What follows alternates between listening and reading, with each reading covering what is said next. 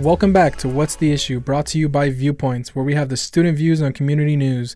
I am your host, Aiden Medina. I'm currently serving as the Multimedia Assistant Editor here at Viewpoints.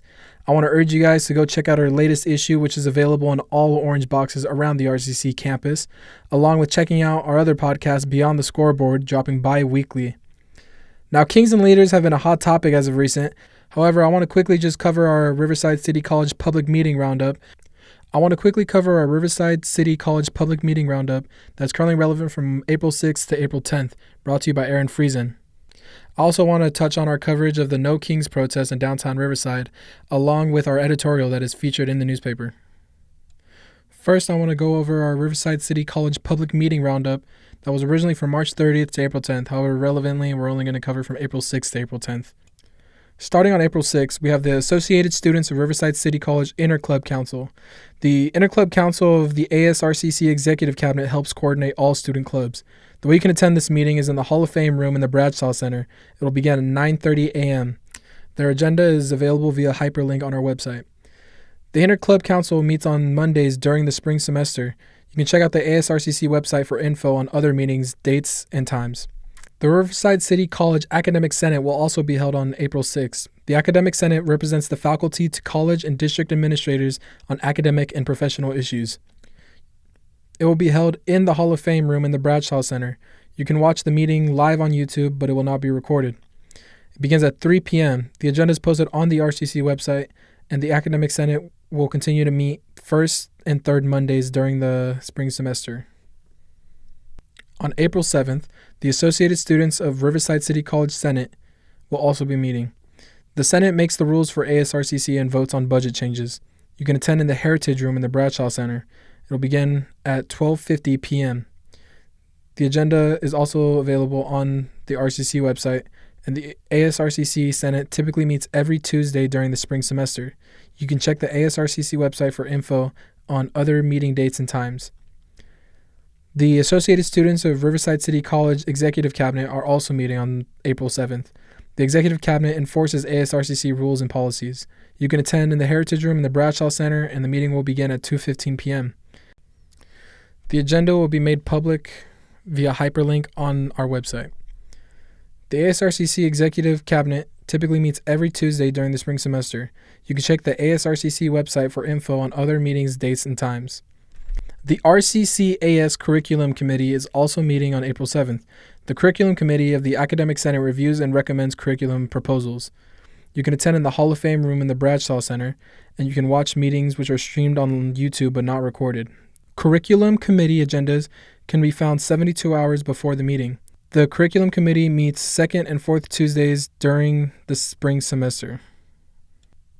On March 18th, New York Times writers Manny Fernandez and Sam Hertez wrote a scathing article on United Farm Workers Union co-founder and civil rights activist Cesar Chavez.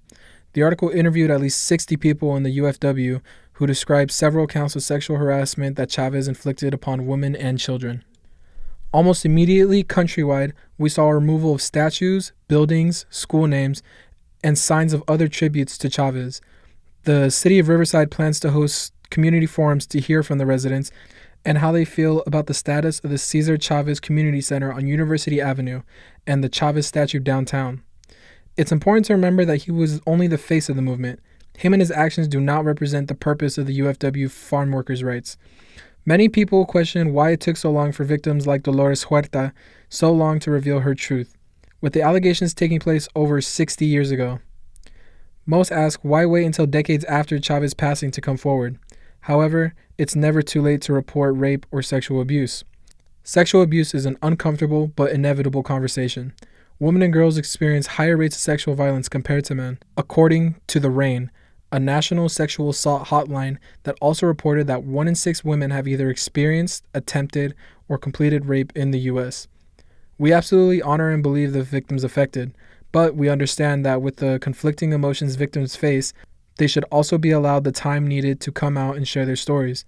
Men in power should be held accountable, and women should never feel the need to hide their stories of abuse and horrors with the fear of retaliation. Men should strive to be leaders, not for the sake of power, but for the love of their communities and the purposes they believe in.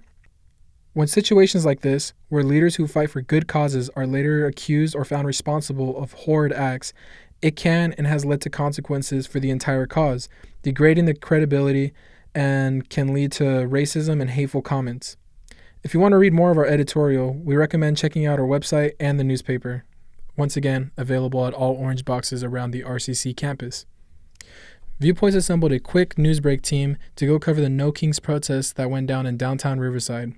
Around 2,500 community members from the Inland Empire gathered on the four corners of Market Street and University Avenue in downtown Riverside to rally for the No Kings protests in the late morning of March 28th. For the third time since the Trump administration took office in 2025, thousands of No Kings rallies were held around California and cities nationwide, primarily to criticize the Trump administration's policies and actions. Member of Indivisible Riverside and one of the organizers of the Riverside No Kings rally, Chris Lovekin, noted how these events provide community members with a space to share ideas. In Riverside, community members took the opportunity to discuss local government and shared opinions about upcoming elections. Several people in attendance criticized and directly named Sheriff Chad Bianco as a local example of a public official who recently exhibited an overreach in power. Bianco is facing criticism for reportedly seizing 650,000 ballots in Riverside County for last year's special election on Prop 50. Protester Tracy Bowen was one of these critics. She attended the protest with a sign directly calling out Bianco, saying, "He's running for election. He should have no authority to go steal those ballots." Lovekin and the organizers said these rallies highlight a very important element of democracy, which is the sharing of ideas through communal gathering. For U.S. veteran William Bowman, resistance comes in the form of showing up and exercising his constitutional right to vote. They are taking our voting rights away as fast as they can, and it's our last bastion of being able to be heard peacefully. He emphasizes the importance of the voices of the people, saying the louder communities get, the harder it is for people to ignore.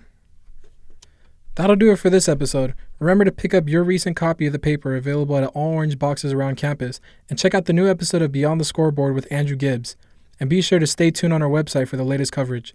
And remember, our news watch never stops.